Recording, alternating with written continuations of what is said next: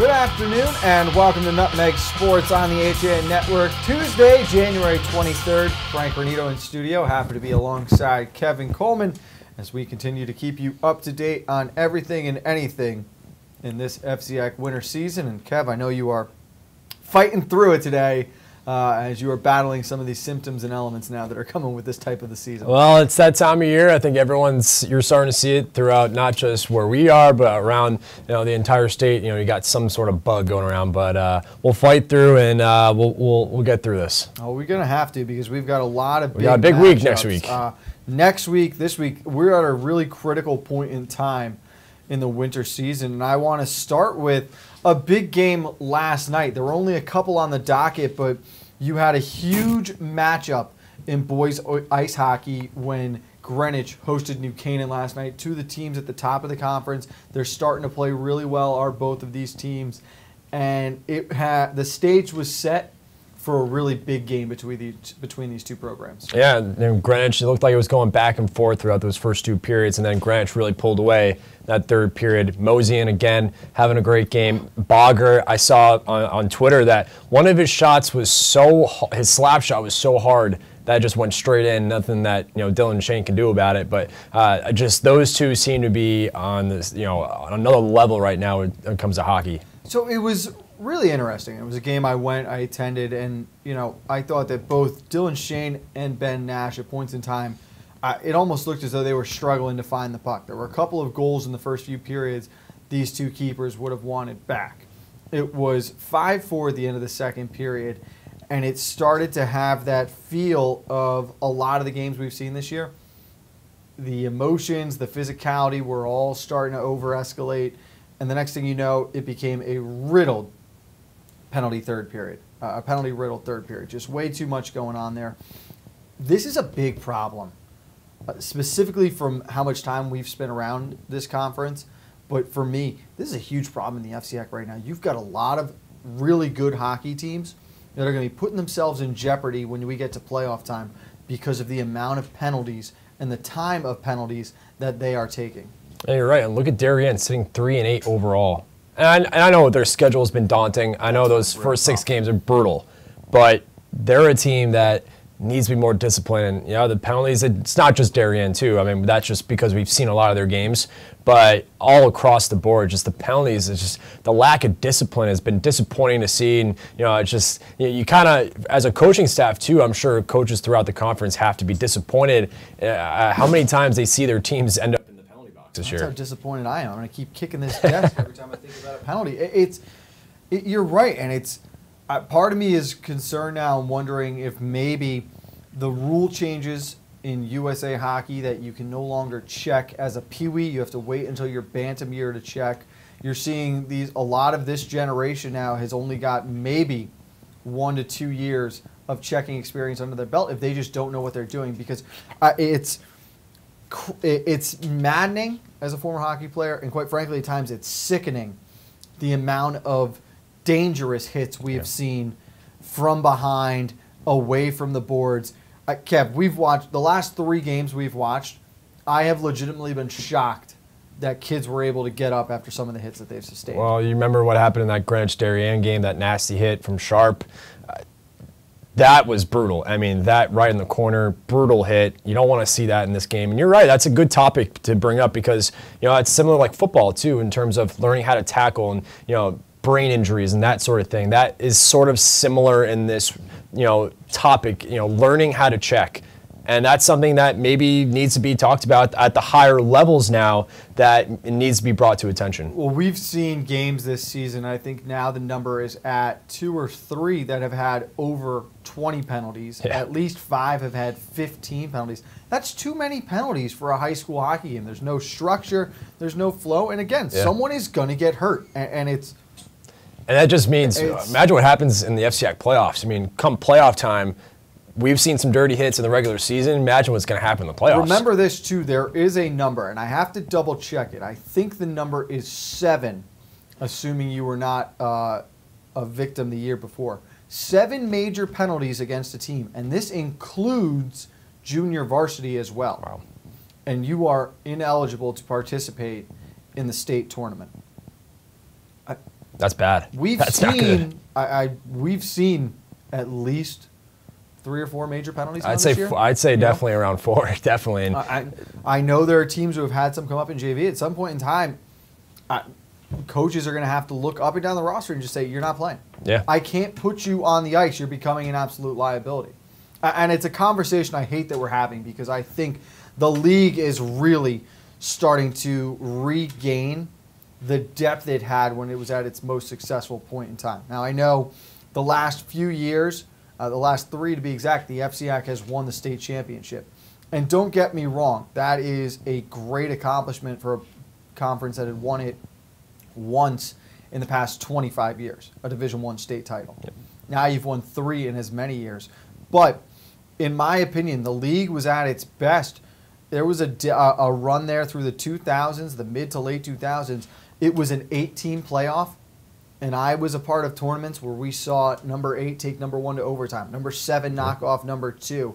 I mean, 8 legitimate teams in this conference were able to skate with everybody, whereas now the past few years, you don't have that kind of balance about the league. Well, it's kind of like basketball, too, in a way. Yeah. There's not that balance anymore in boys basketball, which is disappointing to see. But I think you're starting to see, not to get too off topic, but it's good to see a team like Central, the city teams, start to climb back in there because, you know, it's not the same without those city teams being in the FCAC playoffs. Oh, we're just sitting here today, and I'm saying, you know, you've got Staples leading the conference with 8 points. Staples now back as their own individual program and having this incredible run. They're going to be a favorite to win Division III right now. I think they could make a lot of noise and will be a team you don't want to see in the FCAC tournament. They've got 8. Greenwich with 6. Ridgefield with 6, who's continuing to, off of their great season in 2017. And then you've got 5 teams with 4 points competing for 3 spots.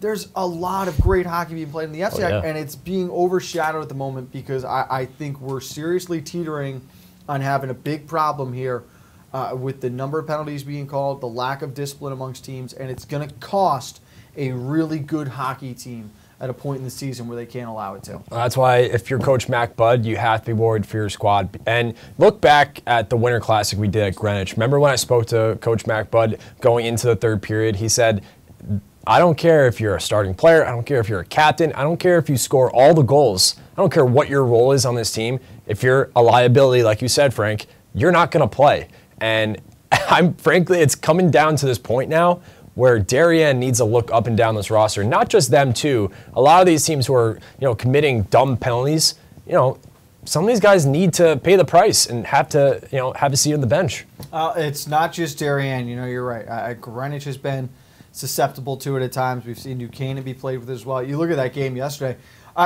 New Canaan played a very good hockey game. They were almost dominant in the 1st period.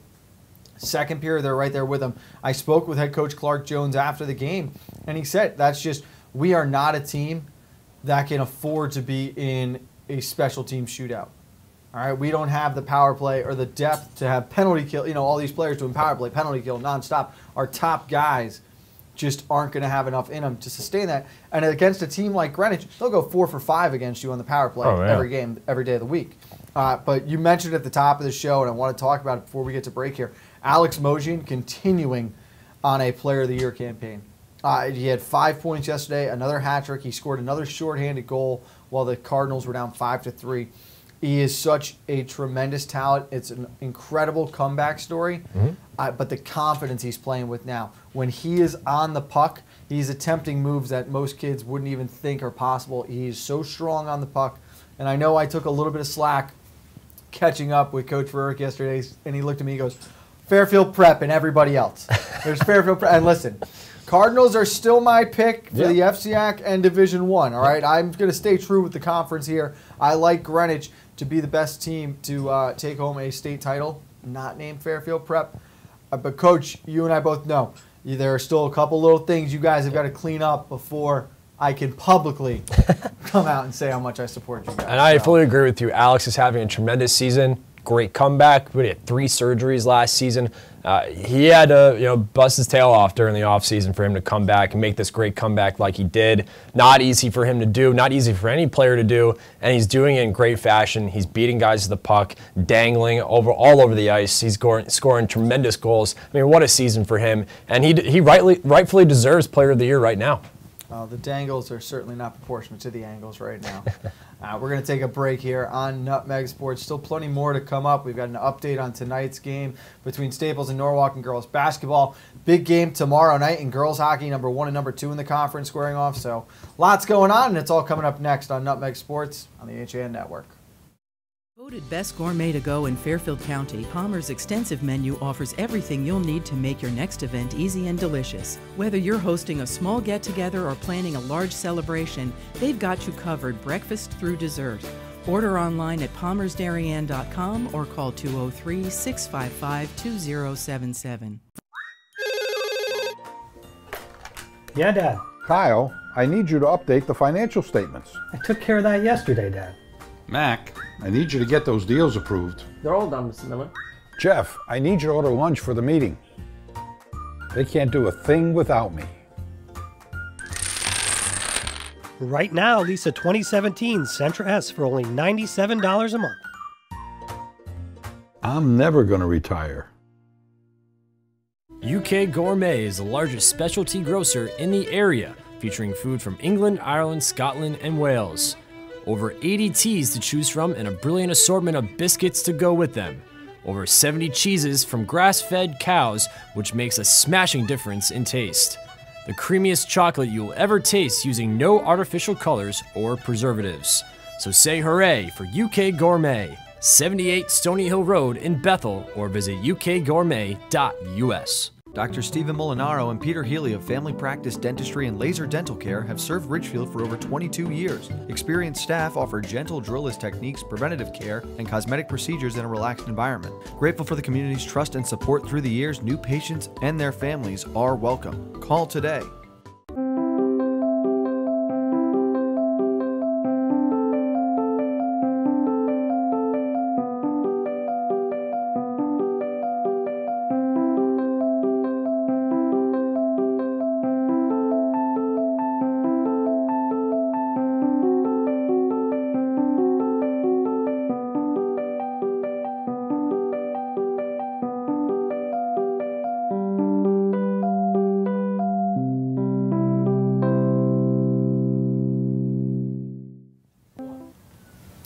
Back on Nutmeg Sports on the HA Network. Frank Granito and Kevin Coleman in studio. And before we get to a couple of the marquee matchups tonight, I've already got one picked out. I want to throw right into Kevin's wheelhouse. I'm taking the Hilltoppers tonight from the Den, Kevin.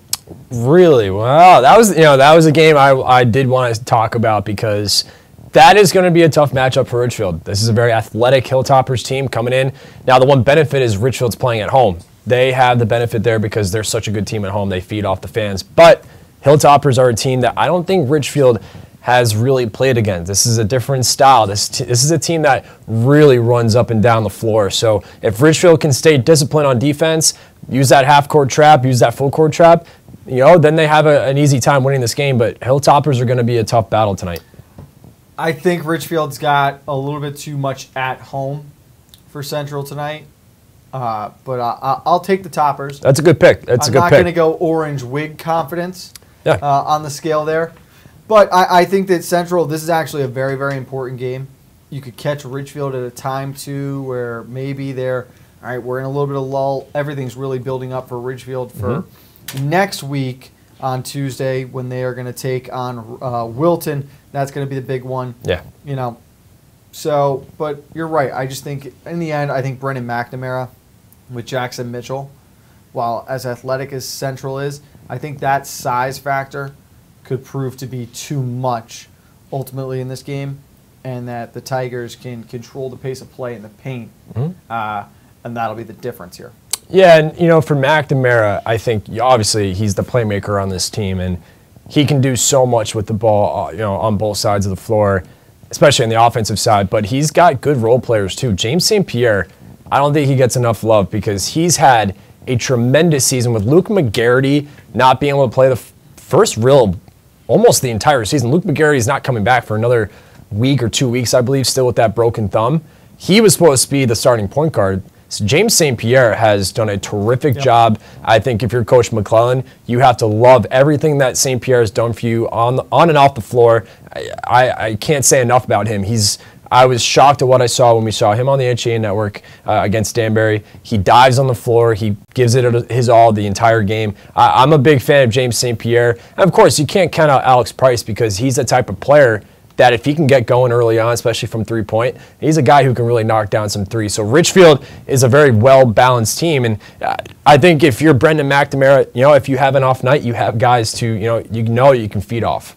Well, that's also, St. Pierre, who's now an Athlete of the Week nominee. He is just only getting better. Yeah. And these are guys for Coach McClellan that I think, and we're seeing it with a lot of teams and a lot of the great players in this conference, and this is the time of year where you expect that to happen is these athletes are now really starting to come into their own. Yep. They're understanding the speed, they're understanding the level of play, and the confidence has grown.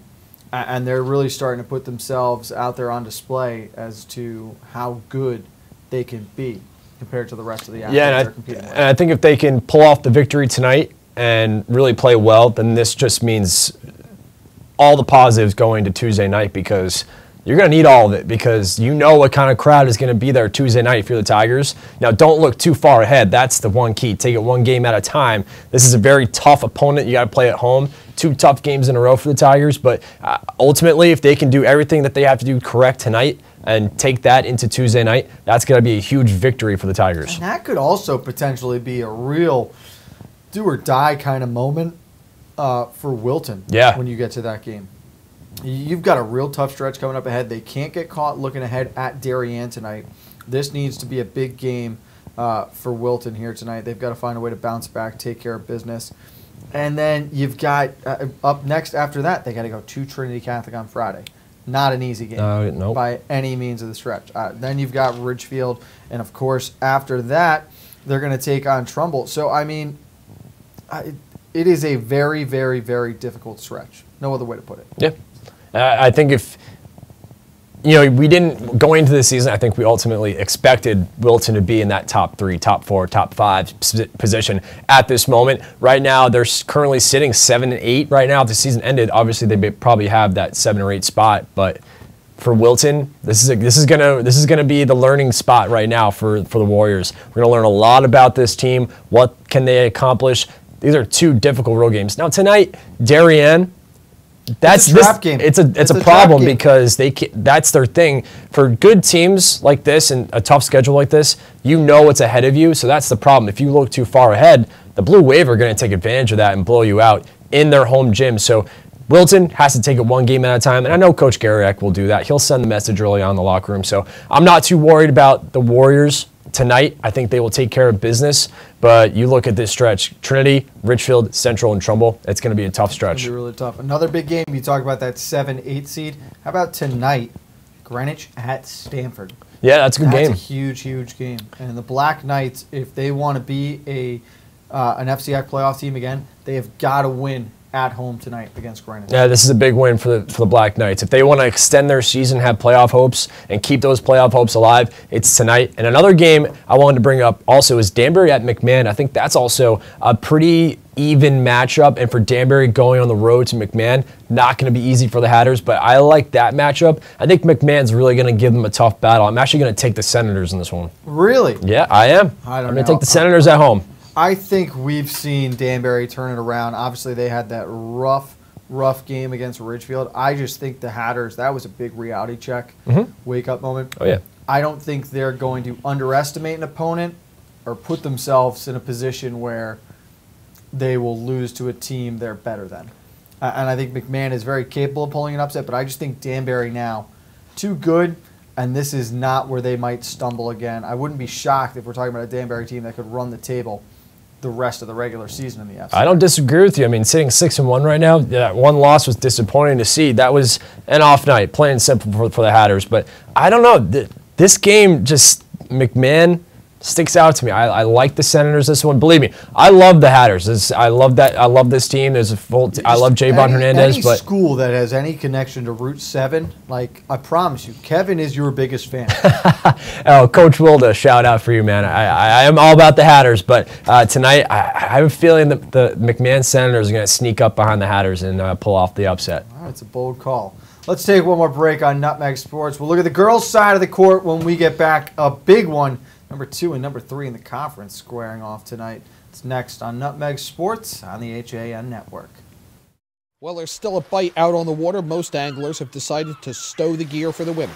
Just because Mother Nature isn't cooperating doesn't mean you can't see the latest models of all your favorite gear. With 2 convenient locations, it couldn't be easier to get your fix of summer. Boater, beach bum, fisherman, or simply love the New England coast, this is a unique place to shop. The Dock Shop, 51 Tokenique Road, Darien, 609 Riverside Avenue, Westport, or on the web, dockshop.com.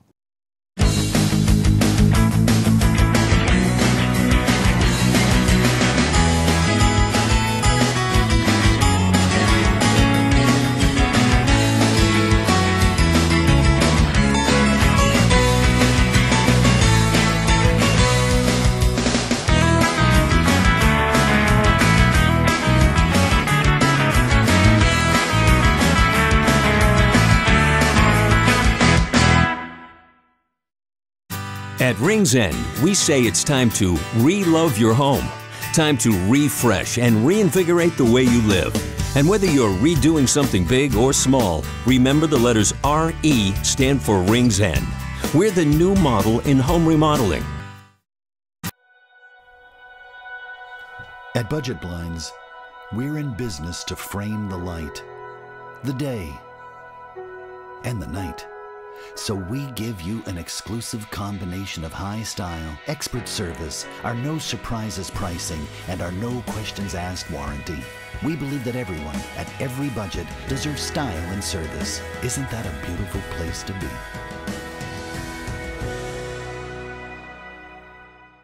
Get a fresh start to the new year by shaking up your meal routine. Walter Stewart's Market is your local source for a delicious selection of fresh and convenient salad shakers, like Southwest salad with chicken, Cobb with organic chicken, Power Vegan with fruit and quinoa, Greek salad with tabbouleh, and grilled shrimp with hominy. Grab one from our salad case or order from our deli today. Walter Stewart's Market, 229 Elm Street, New Canaan, or shop online at stewartsmarket.com. Welcome back to Nutmeg Sports on the HAN Network. Frank Granito, Kevin Coleman, happy to be in studio with you Tuesday, January 23rd. Big game tonight in girls basketball on the HAN Network. We have got Staples, Norwalk, number 2, number 3. Staples playing so well. They're winners of 10 of their last 11, Kev. Norwalk on the other side, 7 consecutive wins, only 1 loss this season. It was against Fairfield Ward by just 1 point. First of all, how frustrating and motivated is Norwalk going to be if they see Ward in the playoffs? Ooh. When you think about the last 2 losses they have against Fairfield going back to last year's FCX tournament. Ultimate motivation right there. And you, that's all I'm thinking about is I'm just imagine you are a Norwalk girl, just that last game, you're like, you know what? Big picture.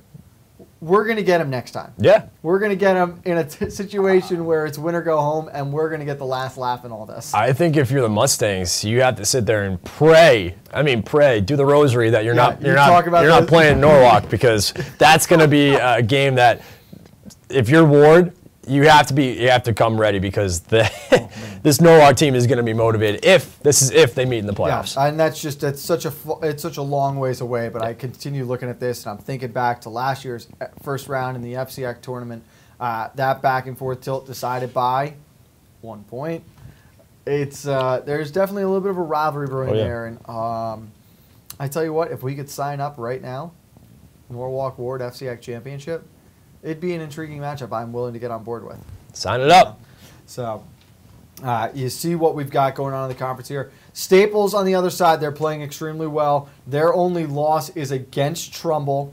And again, we're going to talk about that Trumbull hiccup for a while here. You know, that's one they definitely would like to have a do-over on with that tough loss there. But they are so talented. Norwalk will see Trumbull late in the year. We've already got that game down on the calendar. That's going to be a big one. Yeah. From the Black Hole. You know, a big part of tonight's game for me, it's on the Staples side. Ellie Fair is going to be my X factor here, and it's how she handles the rock and controls possession in this game. That's a good pick, because you look at Ellie Fair. She's very composed as a point guard, bringing the ball up for the offense, but I think sometimes you have to worry about her getting rattled with the half-court press or the full-court press. And if you're Norwalk, if you looked at film, maybe you start putting up a little bit more pressure, double team. If you're playing a 2-3 zone, get those two guards up front to really double team here up front. Make her get rid of the basketball, make her pass it away, because not only is she dynamic with the basketball, but she can also find ways to score inside. She's good at driving inside the paint, getting to the rack, getting to the foul line. Also, good foul shooter as well. So Ellie Fair is a good pick. Ariana Garrick has had a nice year as a sophomore as well. The two of them, you could tell there's a good chemistry between the two of them. Mm-hmm. And if you're Coach Paco Fabian, you have to love the fact that not only is Fair coming back for her senior year, but you got Garrick for 2 more years as well, and they're just developing too. And they've got a really good give and take with each other. And I'm sorry, Steve, I don't know why people keep calling me. They know I'm on the air right now. I don't know what they're doing. It's a really good give and take between the two of them as well. And I think you've got great contrasting styles that make them all the better. Now, on the other side for Norwalk, it's a lot of depth for the Bears. You look at the bench with sophomores like Morgan Langhorne and Belinda Hunt, Jakara Murray-Leach and Jessica Parker, the freshman coming off the bench. But Ashley Wilson has been stellar all year long, and she's a player who can score inside and out and can cause some headaches for Garrick down low. Yeah, the junior captain has been really solid this year for the Norwalk Bears. She's really been their big piece, coming off a 14-point game in their last win. You mentioned Belinda Hunt, Sana Boyd. There's a lot of players on this bench. And it's the depth. It is the depth, and that's what it is for Norwalk. And, that's huge in high school basketball. If you have players who can come off the bench, contribute, bring in those big points, have those role player positions, then that's going to benefit Norwalk, not just tonight, but down the road as well in the playoffs and the postseason. So Ashley Wilson has to be a player that Staples has to keep an eye on tonight. And it's not just bench scoring, but you go back and look at Norwalk's first game of the year. Just 8 minutes into the game, and Coach Fuller was like, all right, we need to completely change the pace here. The starters, maybe there's that a little bit of nerves, some jitters in the season over. He's like, hey, come sit down, reset. He has the trust in his bench that I can throw these girls out there right now. We can change the pace up. They're going to do their jobs. They'll contribute, and they'll maintain our lead defensively. Let the starters reset. He's got that ability with his bench, which is monumental in high school sports. It is, and Staples is the same way too. They have young players on this team as well that are contributing. They also have seniors coming off the bench, so there is depth also on the Staples side. So these two teams, there's a reason why they're sitting 2 and 3. They're very similar to one another, so it's going to be a close matchup. It depends on who's going to rebound the basketball better. It's going to come down to foul shots. Obviously, towards the end of the game, I think it's going to be very, very close. We're talking. I don't know who's. I can't take a pick here. Well, if I am, I'm going to say Norwalk, I actually. like Norwalk at home. They're at home. I like the Bears at home. They're at home. It's going to come down to foul shots for them, and I think the Bears are only going to win maybe by 1 or 2 points. I think it's 100% a no more than a 2-possession game. I think it's back and forth for sure. It's really good. There are a couple other big games going on tonight as well. One for me, I am really intrigued, Darien and Wilton. Ooh, yeah, that's a good game. Darien, they're having a good year. They have great players. You look at Chrissy Fiore, and well, that's just it. Is you've now, and I'm sorry to cut you off there, Kev, but you've got the size of Darien with Ramsey and Fiore versus the athletic ability and shooting of Wilton. Right. No, you're absolutely right. Wilton, a little bit of a slide. I want to see them bounce back. I was not expecting to see them where they are. I picked them to be way up at this point during the season, but this is a talented team. They'll bounce back. It's at home, which is a place that they play well at, of course, just like the boys as well. But for Darien, this is an athletic team. If you're Wilton, be prepared. You're going to have tired legs today because Darien can run up and down the floor. It's a huge game because this, Wilton's sitting in the conference 6-2, Darien 5-4. Darien wins this game. All of a sudden now, they're a half game behind Wilton with the tiebreaker. for the 8th spot. And again, it's a Wilton schedule that's only getting tougher on the backstretch. It is. This is a big game for Wilton tonight because this is, if say Wilton loses tonight and it comes down to the end of the season where they have to look at tiebreakers, they're going to look back at a loss like this and say, man, if only we won this game, that could have changed everything for us for this season. Conference races so tight right now across the board. We're going to get a great race in girls hockey tomorrow night. Number 1 and number 2 as New Canaan and Darien will reignite their rivalry on the ice. But before that, plenty more going on. It'll be a fun Tuesday night for sure. And as always, Kevin and I will be back tomorrow to get you caught up on everything you need to know on Nutmeg Sports at 2. For Kevin Coleman, I'm Frank Granito. Thanks for stopping by with us. We'll see you next time on the HAM Network.